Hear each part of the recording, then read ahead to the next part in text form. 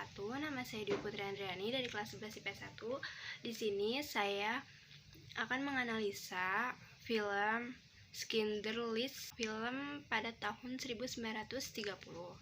Nah, dia menceritakan tentang sejarah kelam Holocaust. Holocaust merupakan sebuah pembantaian besar-besaran yang dilakukan oleh negara Jerman Nazi terhadap hampir seluruh penganut Yahudi di Eropa. Dalam waktu 4 tahun, jutaan penganut Yahudi disiksa dan dibunuh oleh para tentara Nazi di bawah pimpinan si tangan besi, yaitu Adolf Hitler. Tanpa dipungkiri, Holocaust merupakan salah satu tragedi mengerikan yang tercatat dalam sejarah dunia. Namun, seperti kisah-kisah sejarah lain, tragedi Holocaust mulai dilupakan oleh banyak orang, yang menjadi alasan Steven Spielberg membuat sebuah film bertemakan Holocaust yang berjudul Schindler's List. Schindler's List diadaptasi dari sebuah novel karya Thomas Kenley yang berjudul Schindler's Ark. Steven Spielberg sebagai sutradara bekerja sama dengan Stephen Zaillian sebagai penulis naskah mengangkat kisah Schindler ke dalam sebuah film. Schindler's List dirilis pada tahun 1993 dan meraih kesuksesan yang dibuktikan oleh 7 penghargaan Piala Oscar yang disabet pada tahun 1994.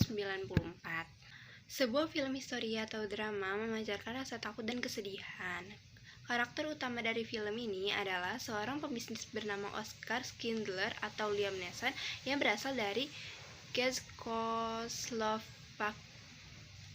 Oskar Schindler digambarkan sebagai karakter yang jauh dari kata baik saat awal cerita berlangsung. Schindler merupakan pria tamak, mata keranjang, dan manipulatif. Misi utama datang ke Polandia adalah membangun sebuah pabrik besi untuk mengolah peralatan dapur dan perlengkapan perang.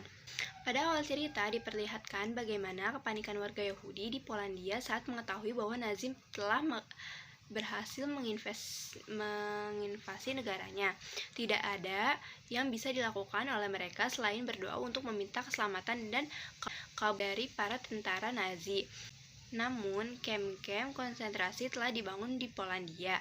Warga Yahudi ditangkap dan dibawa dengan paksa menuju kem-kem tersebut. Para Yahudi tidak pernah mengetahui hal-hal buruk yang akan terjadi pada mereka.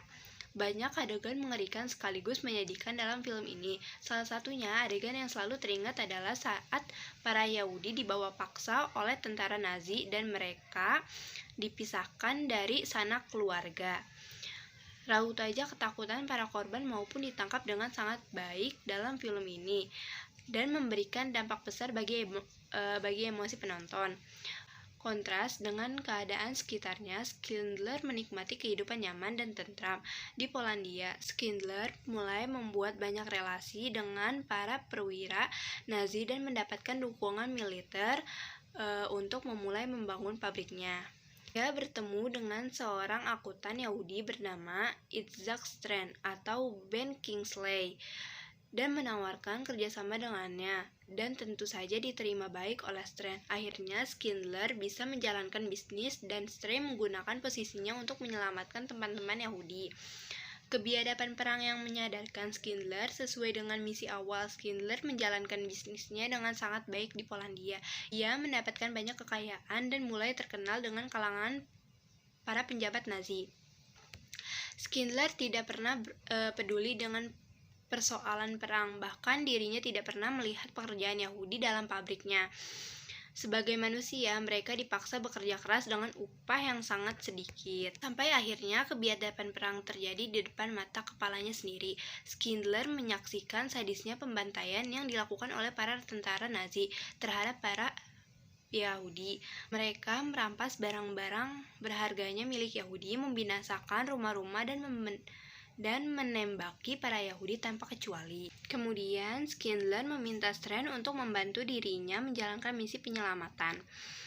Strand ditugaskan untuk membuat daftar nama para Yahudi. Schindler memberi para Yahudi yang masuk ke dalam daftar nama tersebut dari tangan Nazi dan membawa mereka ke negara asalnya agar terhindar dari siksaan Nazi. Secara keseluruhan, Schindler's List merupakan sebuah film yang dibuat dengan sangat apik. Dalam film ini, Spielberg memilih untuk menggunakan warna hitam putih pada seluruh adegan. Pemilihan warna tersebut menjadikan Schindler's List terasa realistis dan terasa seperti sebuah dokumenter dibandingkan sebuah film. Pemilihan warna hitam putih dipilih oleh Spielberg sebagai simbol kegelapan pada masa Holocaust. Satu-satunya warna yang mencolok dalam film ini adalah ketika sebuah adegan yang memperlihatkan seorang gadis kecil Yahudi yang mencoba menyelamatkan dirinya dari teror para tentara Nazi. Gadis kecil itu memakai baju warna merah dan terlihat colok jika dibandingkan dengan laskap hitam putih di sekitarnya. Banyak yang berasumsi bahwa gadis baju merah itu dianalogi sebagai kehidupan yang penuh warna dan harapan. Selain pemilihan warna hitam putih, sinematografi yang terlihat sangat mencolok adalah paralel editing yang diaplikasikan dalam film ini. Contohnya adegan saat seorang perwira Nazi bernama Amon Goetz yang menyiksa pembantu rumahnya yang merupakan keturunan Yahudi bernama Helen. Pada detik selanjutnya, adegan berpindah pada sebuah pernikahan kecil-kecilan yang dilakukan oleh kedua pasangan Yahudi di sebuah camp konsen yang kumuh. Lalu, adegan ini berpindah lagi pada sebuah pesta meriah yang dihadiri oleh Schindler dan para Nazi. Ketiga adegan tersebut diperlihatkan dengan cara paralel, sehingga memperlihatkan konstran yang kuat antara penyiksaan yang dirasakan oleh para Yahudi dan kebahagiaan para Nazi yang telah merampas kebebasan mereka. Di balik kesuksesan Schindler's List, ternyata film ini pernah dilarang untuk tayang di beberapa negara. Salah satunya di Indonesia. Schindler's List dirilis pada masa Orde Baru dan pemerintah pada masa itu melarang keras penayangan di bioskop. Film ini dianggap mengandung terlalu banyaknya konten sensitif atau konten agama dan politik. Namun, kembali lagi kepada tujuan utama Steven Spielberg dalam pembuatan film ini, yaitu murni untuk diedukasi. Spielberg mengajak kita untuk selalu mengingat sejarah dan belajar kesalahan yang sudah dibuat pada masa lalu agar tidak terjadi lagi di masa kini. Terlepas dari segala kontroversinya, Schindler's List merupakan sebuah film yang epik dan wajib ditonton oleh banyak orang.